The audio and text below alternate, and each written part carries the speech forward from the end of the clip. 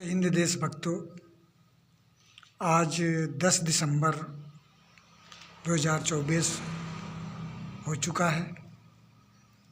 नया वर्ष 2025 पदार्पण करने की तैयारी पर है। आज मैं ऐसे प्रसंग पर चर्चा करूंगा जो शायद मुझे बहुत पहले कर लेनी चाहिए,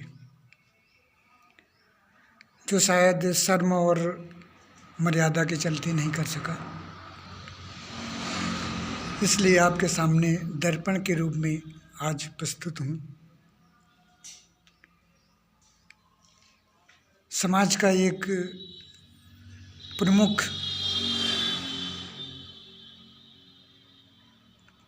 कहूँ या फिर शरीर के लिए एक आवश्यक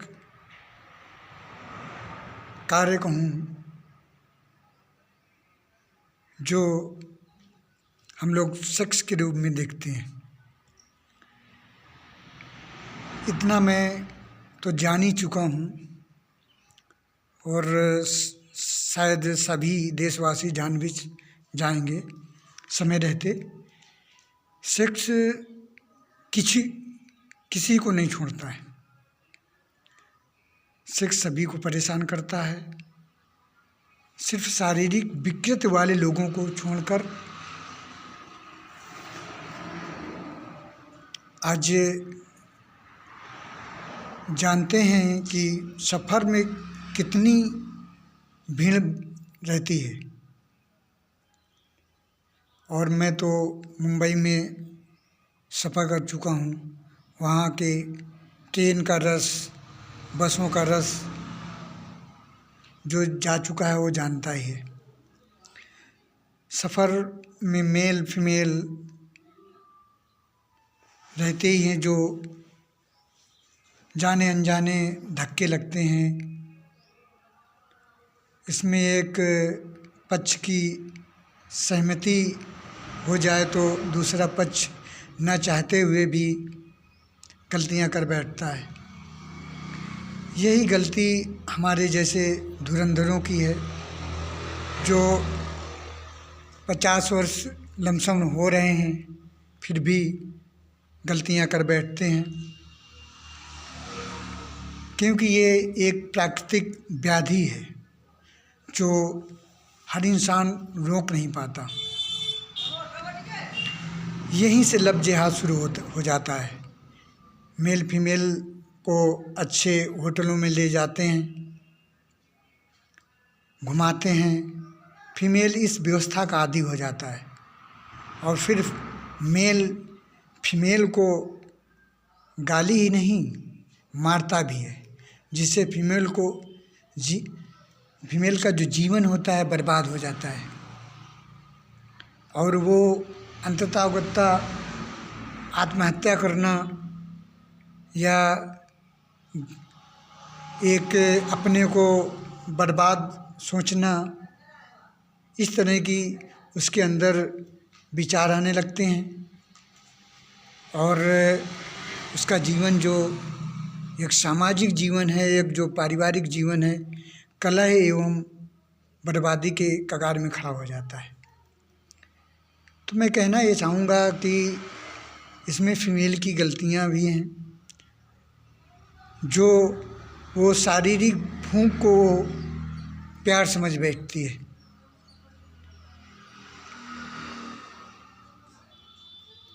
इसी कारण वो तनाव में चली जाती है, आत्महत्या करने की कोशिश करती है और तनाव के द्वारा बड़बड़ाना शुरू करना या इस तरह का जीवन में एक अशांति लाकर प्यार अंधा होता है, इस तरह की बातें करना। प्यार अंधा नहीं होता है। प्यार पवित्र है, श्रेष्ठ है, एक जीवन का उत्कर्ष है। लेकिन उस अवस्था व व्यवस्था उत्तरदायी होती है। वो आकार और प्रकार परिस्थितियाँ उत्तरदायी होती हैं, जो उस स्थिति में अपने को संभलने का मौका नहीं देता और इस तरह के कदम उठा लेते हैं। और इसके बाद उस जो व्यवस्था है, उस जो माहौल है, उस माहौल में पड़ के यहाँ तक सफ़र तय कर लेते हैं। तो फिर हमें करना क्या चाहिए? हमें सिर्फ देशवासियों, बच्चों से लेकर बड़ों तक सभी को चिंता करते हुए एक लक्ष्य बनाना चाहिए और उस लक्ष्य में इतना लीन हो जाएं कि नहाने और अन्य कम आवश्यक चीज़ों के लिए समय ही ना मिल पाए। और इस विचारों में इस अच्छे कार्य के लिए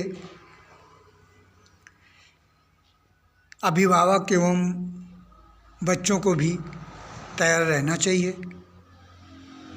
तभी हम कुछ विकृत कामों में न लग के एक अच्छे लक्ष्य तक पहुँचेंगे। और जो अनेक लड़के लड़कियों का, उसमें कोई लड़की ही नहीं, लड़कों का भी जीवन बर्बाद हो जाता है, उस बर्बादी से उनको निजात मिलेगी और सफल संपन्न जीवन होगा।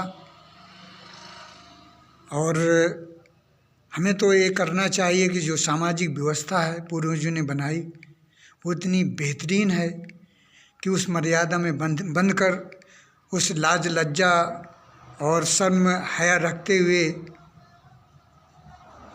आगे जीवन जीते हैं, तो भविष्य में कोई किसी तरह की समस्याएं नहीं खड़ी होती हैं।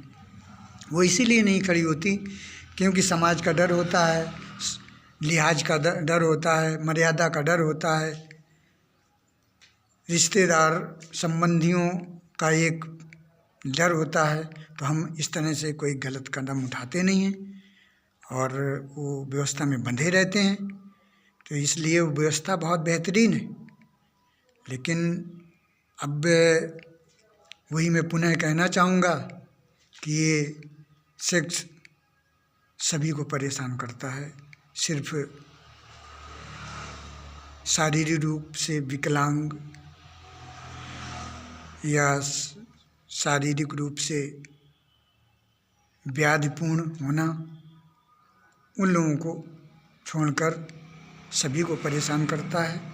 अब इस परेशानी से हल करने के लिए अपने को किसी अच्छे व्यवसाय में लीन कर लो, उसी में दिन रात लगे रहोगे, ये अवस्था आगे निकल जाएगी और फिर तो सब कुछ अच्छा ही अच्छा होना है। जय हिंद, जय जय हिंदुस्तान।